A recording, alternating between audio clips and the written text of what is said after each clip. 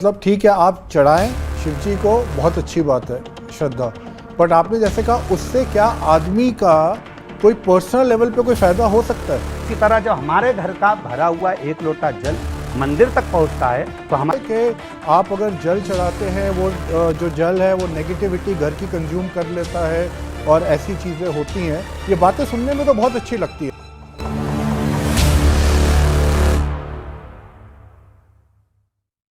मतलब ठीक है, आप चढ़ाएं शिव जी को, बहुत अच्छी बात है, श्रद्धा। बट आपने जैसे कहा, उससे क्या आदमी का कोई पर्सनल लेवल पे कोई फायदा हो सकता है? क्यों नहीं होगा? कैसे? हाँ, जब आप एक लोटा जल लेकर अपने घर से निकल कर जाएंगे, जब एक लोटा जल लेकर आप अपने घर से निकल कर जा रहे हैं तो पूरे घर का जितना वास्तु केंद्र बिंदु है वो अपन मंदिर में जाते हैं, मंदिर में आरती होती है, पूजन होती है, घंटी बजती है, नगाड़े बजते हैं, उसकी पूरी तरंग जल के अंदर आ जाती है। उस जल का अपन 3 बार आचमन करते हैं, भगवान शिव का या मंदिर का जल का आचमन करते हैं, चरणामृत लेते हैं। क्यों लेते हैं? कि हमारे अंदर के पूरे ताप समाप्त हो जाए। उसी तरह जब हमारे घर का भरा हुआ एक लोटा जल मंदिर तक पहुंचता है तो हमारे घर की जो नेगेटिव ऊर्जा है उसको समाप्त करता है वो एक लोटा जल ले जाकर। कोई साइंटिफिक एविडेंस है कि आप अगर जल चढ़ाते हैं, वो जो जल है वो नेगेटिविटी घर की कंज्यूम कर लेता है और ऐसी चीज़ें होती हैं? ये बातें सुनने में तो बहुत अच्छी लगती है और मैं भी चाहूँगा ये सब हो, पर सवाल है, वास्तु अपने आप में साइंस नहीं है। जबकि हम कहते हैं वो बात अलग है, वास्तु का अपने आप कोई साइंटिफिक वो नहीं है, असेसमेंट या क्या है। दूसरा, आप ये जल जो बात कर रहे हैं नेगेटिव एनर्जी का, इसके पीछे का वो क्या है, एविडेंस क्या है कि ऐसा होता है?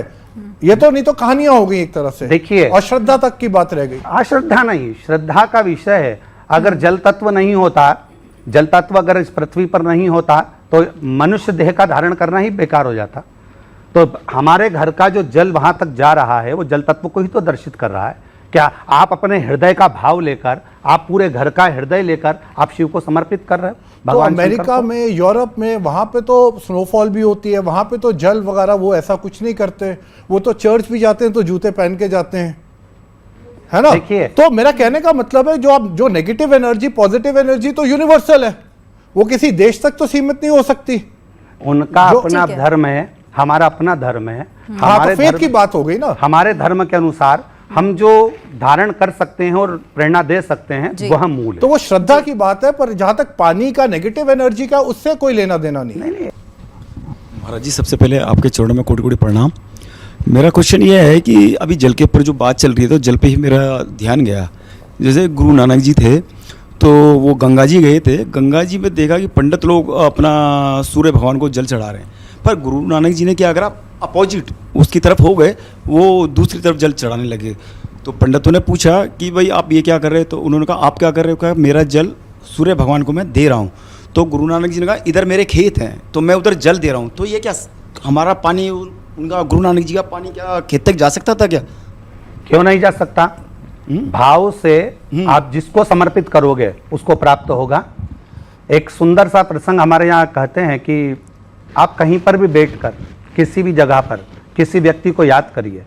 कुछ समय, ये तो मोबाइल और फोन तो आज हो गए, परंतु पहले बाप और बेटी का संबंध ऐसा होता था कि बेटी बाप को याद करती थी और बाप पत्र लिखकर भेज देता था कि मेरे को मेरी बेटी की याद आ रही है। तो दिल की जो तरंग होती है वो वहां तक पहुंचा देती है। स्वयं कबीरदास जी ने भी इसका वर्णन किया है कि भाई जल आप सूर्य नारायण को दे रहे हो, क्या सूर्य तक पहुंचेगा? क्यों नहीं पहुंचेगा? आपका अगर भाव शुद्ध है, आपका मन शुद्ध है और निर्मल भाव से आप किसी को भी प्रदान कर रहे हो तो वो क्यों नहीं पहुंच सकता वहां तक?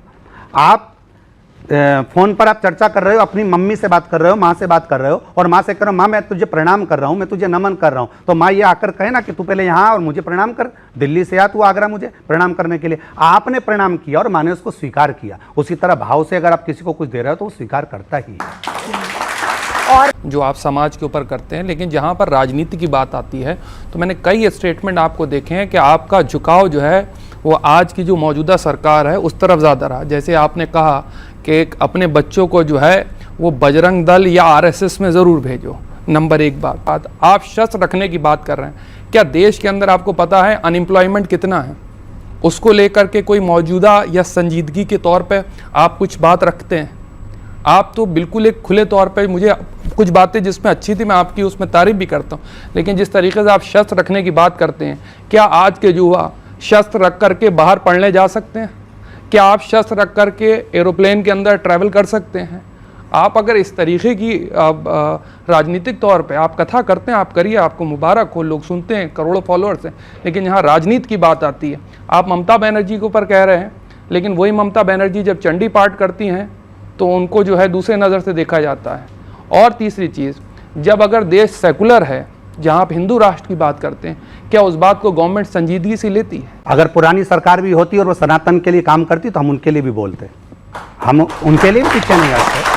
जो सनातन के लिए कार्य करेगा, जो सनातन धर्म के लिए अग्रणता रखेगा, हम सबके लिए हैं।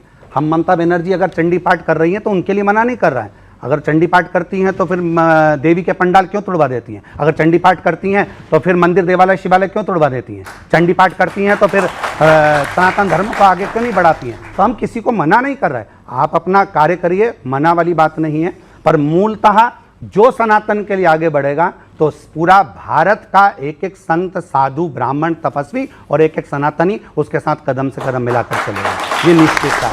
अब गुरुजी, मेरा एक सवाल है।